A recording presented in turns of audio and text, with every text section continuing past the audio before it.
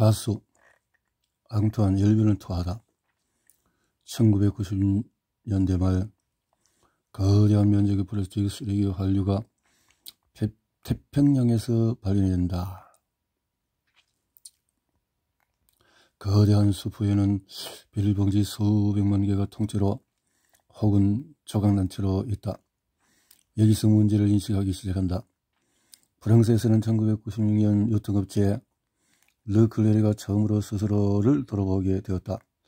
르클레르 회장 미셸 에드와르 르클레르의 기억에 따르면 이 대형 슈퍼마켓 체인은 당시 프랑스에서 매년 소비되는 비닐봉지 170억 개 중에서 10억 개를 자신들의 계산대에서 지급했다.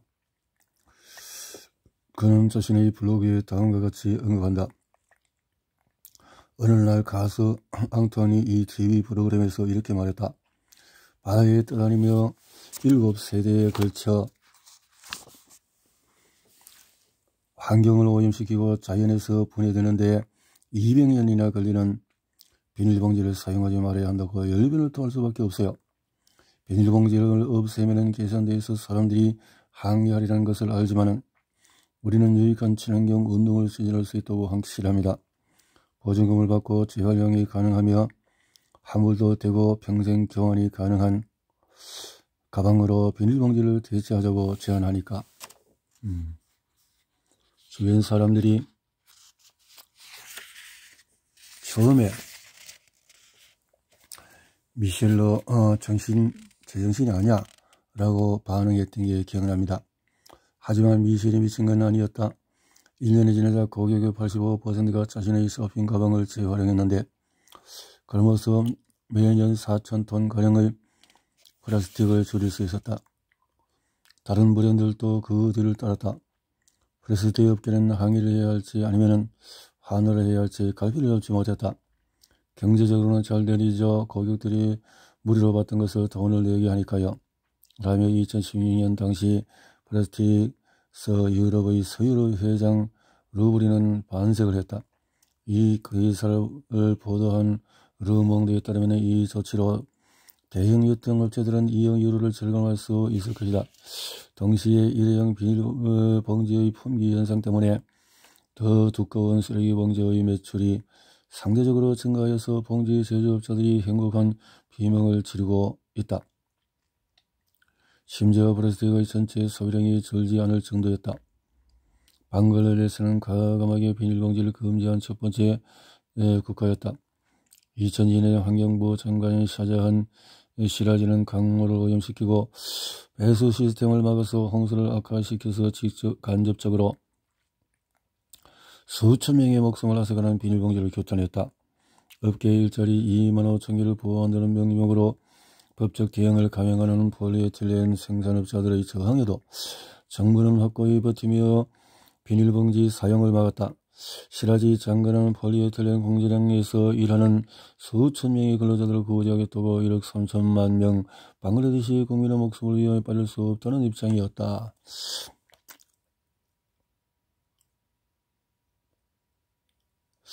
아일랜드 국민의 지갑을 건드리다. 같은 오염, 다른 해결책. 아일랜드 역시 1990년대만 해도 비닐봉지가 전체 쓰레기 매출량의 5%를 차지할 정도였는데 이 나라는 지갑을 건드리는 방식을 선택했다.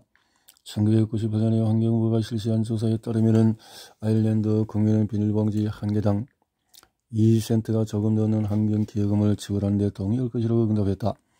국민의 행동 변화를 유도하고 재활용 가방 사용을 장려하기 위해 아일랜드 정부는 대담한 내기를 감행한다. 2002년 정부는 15센트의 플러스 텍스를 도입한다. 소비자들이 지불할 용의가 있다고 한 금액보다도 6배나 많은 액수다. 하지만 때로는 과감한 실천이 성과를 가져온다. 한 해 동안의 비닐봉지 연간 소비량이 1인당 328개에서 21개로 90% 넘게 감소한다. 이에 관련 입법 물결이 필리핀 마닐라에서 칠레 산티아고까지 휩쓸었다. 유엔 환경 계획에서 실시한 조사를 보면 2018년 여름에 127개 나라가 비닐봉지 사용을 제한하는 법률을 제정했다. 분노한 서퍼들. 환경보호 분야의 선구자임을 자처하면서도 유럽연합은 매년 그들이 소비하는 1000억 개의 비닐봉지의 조치를 취하는 데 늑장을 부렸다. 루안다는 이미 2008년에 입법 조치라는 강력한 무기를 빼둔 반면에 유럽연합은 2015년 4월이 되어서야 회원국들에게 1인당 비닐봉지 소비 개수를 2019년까지 90개, 25년까지 40개로 줄이도록 하는 지침을 채택했다. 그러나 플라스틱 쓰레기에 맞서 싸우는 서프라이더 파운데이션이 볼 때는 지침을 채택한 지 5년이 지났지만 그 결과는 전혀 흡족하지 않았다. 이 단체에는 소재로임에 분노한 캘리포니아 서퍼들이 1984년에 결성했는데 유럽 지부는 몇 년 후에 프랑스 연안 도시 비아리츠에서 발족했다. 미지근거리는 모습들이 유럽이 있었다. 더더욱 전 세계적인 경우로 볼 때 상황이 밝지만은 않다. 바이오 성분 이상적이지 않은 서프라이더 파운데이션과 유엔 모두 대다수 정부가 승인하는 생분해성 봉지 의혹에 대해서 경고한다. 생분해성이라는 용어를 예를 들어서 가정에서 TV처럼 만드는 것인데 자연 속에서 저절로 빠르게 분해되는 봉지를 지칭해야 할 것이다. 유엔은 실제로 대부분의 생분해성 플라스틱은 매우 높은 온도에서만 분해가 된다고 경고한다. 다시 말해서 여러분의 정원이나 발코니가 아니라 소각로에서 분해가 가능하다는 이야기다.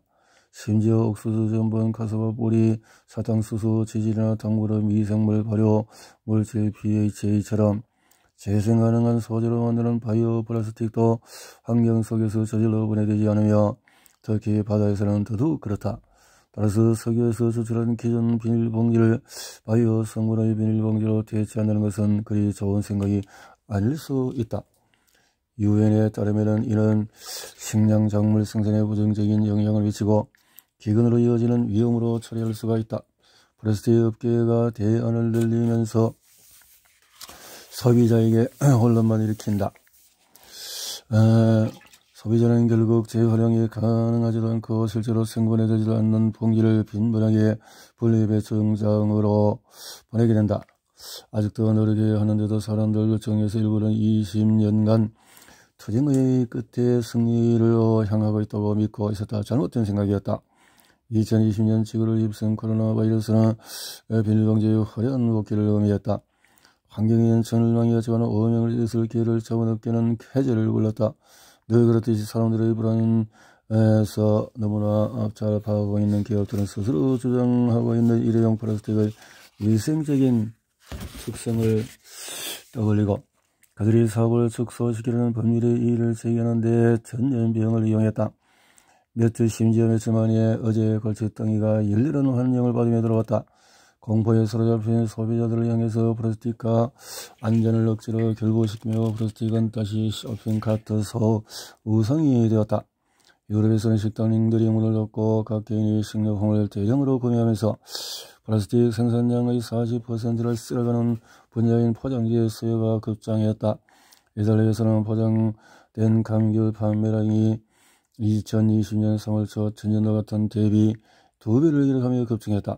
플라스틱은 눈에 띄게 그 자리를 확보해야 한다. 일회용 비닐봉지 수요가 폭발할 정도였다. 캐나다 포장재 회사 앙발러즈 대표는 빠르게 이렇게 진행될 것이라고 생각하지 못했습니다. 라고 털어놓았다. 그는 얼마 전부터 비닐봉지 생산 기기를 거의 방치하고 있었는데 전체 시간의 5% 정도만 가동했는데 2020년부터 기계의 작동을 재개했다. 하루 3만 개를 생산하기 위해서 5일 하루 24시간 내내 가동 중이다.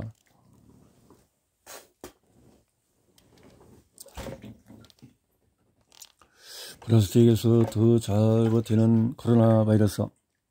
비닐봉지가 생명을 건다는 이 문구와 함께 또 다른 유사한 문구들은 코로나 바이러스 팬데믹 초기에 미국 언론에 등장한다. 논지는 간단했다. 천으로 만들어서 재사용이 가능한 가방이 세균의 원상이라고 비난받는 것과는 정반대로 비닐봉지를 마치 궁극적으로 위생을 보장하는 것처럼 소개한다. 로비로 시작되어서 성우는 퍼져나간다. 적어도 3건의 믿을 만한 연구 결과가 플라스틱은 강철과 더불어 그 표면에서 코로나 바이러스가 가장 안전성을 띠며 플라스틱 표면에서 9일까지 그 전염성을 유지할 수 있다는 의견에 동의했는데 마찬가지였다. 그래도 마찬가지였다. 2월에 저명한 과학자는 100여 명이 주요 국제 언론에 글을 실어 일회용 비닐봉지가 재사용이 가능한 가방보다도 결코 더 위생적이지 않으며 재사용 가방도 물과 비누로 세척하기만 하면 안전하게 사용할 수가 있다는 점을 상기시키며 못을 박는다. 8일에는 의학저널 랜시스에 이런 의견을 게재하며 또 한 차례 강조한다. 표면과 접촉에서 전염될 위험은 매우 낮다. 오로지 감염된 사람이 기침을 하거나 재채기를 한 표면을 다른 사람이 얼마 지나지 않아서 만지는 경우에는 전염이 가능하다. 이런 과학적인 자료를 제시했지만 마법처럼 안전한 플라스틱이라는 메시지는 계속 제 갈 길을 간다. 이랬네요. 연구를 거듭한 결과 전 세계로 퍼진 코로나 바이러스는 환경보호주의자들을 동요하게 했다. 갑자기 비닐봉지는 더 이상적이 아니고 그 경쟁자인 더럽고 위험한 존재가 되어버린 재사용이 가능한 천가방이 적이 되었기 때문이다. 2020년 환경문제에 관한 한 선거자격인 샌프란시스코 시민들에게 쇼핑할 때 재사용 가방을 가져오는 것을 금지했다. 뉴욕에서 재사용 가방이 포장하는 사람 상인 손님들에게 잠재적인 전염의 위험이 된다고 강조해서 모든 조치를 취한다. 모든 과학적인 근거도 소문은 계속해서 부풀어 오른다. 비닐봉지. 이런 공작에 이미 익숙한 그린피스 미국 지부는 즉각 대응에 나선다. 2020년 3월 26일 곧바로 면밀하게 작성한 보고서를 발표한다. 이 보고서에는 관련 업계가 가공할 만한 반향실 효과를 조정하며 어떤 식으로 코로나 바이러스에 대한 불안을 증폭시키려는지 풀이해준다. 단체는 그들의 보고서에 2월 초 바이러스가 플라스틱 표면 위에서 9일까지 생존할 수 있다는 사실을 증명한 첫 번째 연구 발표로 되짚어간다. 이 정보는 소비자들에게 경각심을 불러일으킬 수 있는 매우 성가신 내용이므로 업계는 신속하게 관심을 드는 것으로 돌려야 한다. 그러자 화석연료업계로부터 자금을 지원받고 그들 로비 단체가 전달한 의견을 담은 기사들이 도처에 뿌려진다. 모두 천가방의 위험성을 문제 삼는다. 천가방이. 업계는 천가방이 매장 전체로 오염시킬 수 있고 계산대에서 물건을 담는 직원들을 감염시킬 수 있다고 비난한다. 하지만 비닐봉지로 그만큼 바이러스를 퍼뜨릴 수 있다는 사실은 절대로 밝히지 않는다.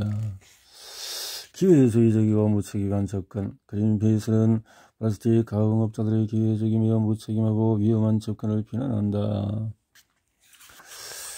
제일 실수하게 칼을 들었던 것은 미국 로비 단체들이었으나 아시아 유럽에 있는 그 단체 동료들도 지체하지 않고 전투 태세에 돌입했다. 코로나 바이러스가 유행하는 동안에 수많은 비닐봉지 사용 금지 조치가 필리핀이나 태국 등 아시아에서 중단되었다. 유럽에서는 로마와 런던 당국이 플라스틱의 세금 부과를 검토하는 동안에 이탈리아와 영국 산업계는 이 기회를 이용해서 근거도 없는 플라스틱의 위생적인 특성을 다시 부각하며 그 시행을 유예할 것을 요구했다. 업계 전문회사인 플라스틱 유럽이 훌륭한 전설을 조차하며 나섰다. 자신들의 건강을 돌리는 유일한 목적은 오로지 이 전쟁에서 특히 의료와 식료품 분야에 기여하기 위해서라고 맹세하는 한편 뒤에서는 그 동생격이자 5만 개가 넘는 유럽 플라스틱 가공업자의 이익을 대변하는 유럽 플라스틱 가공업체 연합을 사주해 늦어도 2021년 7월에 시행되어야 하는 일회용 플라스틱 금지 조치를 연기해달라고 요청하고 있었다.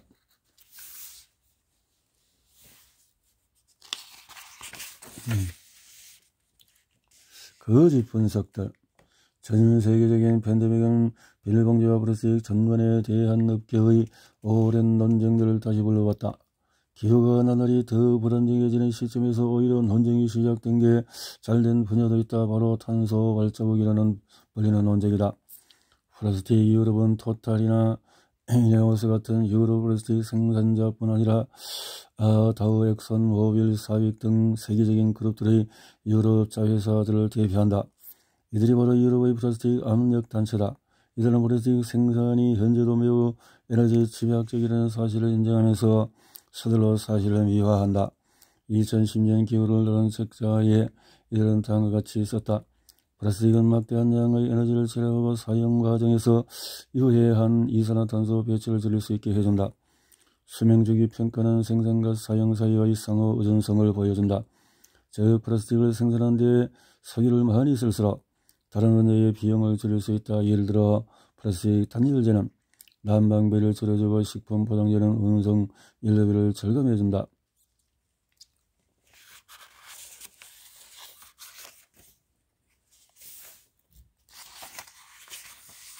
깜깜이 블랙박스. 폐기물 관리 컨설팅 서비스를 제공하는 업체 유노미아에 따르면 수명주기 평가는 특히 잘못 사용되기 쉽다고 한다. 이런 평가 분석은 우리가 사용하는 비닐봉지에 적용해보면 비닐봉지가 면으로 만든 재사용 가방보다 탄소의 영향이 적다고 나온다. 제작과 운송에 에너지가 적게 필요하기 때문이다. 하지만 환경공학자이자 환경디자인 전문 조직인 쉐이핑 인바이런먼트 액션의 설립자 율리안 부시어 박사는 이렇게 말한다.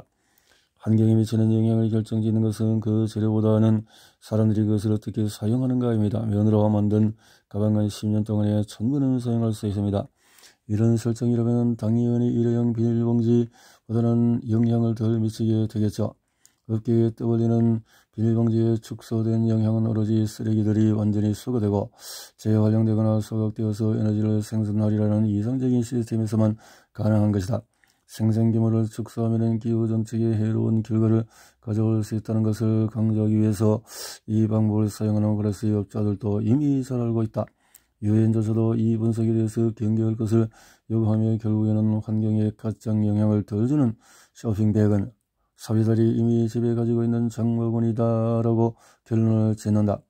이런 사실을 인지한 뉴저지주는 2020년 가을 플라스틱이든 종이든 모든 일회용 봉지를 금지하는 조치를 표기를 붙여 이 방면으로 가장 야심찬 법안 가운데 하나를 채택했다. 3회 위반하면 벌금이 $4,800 정도 부과된다.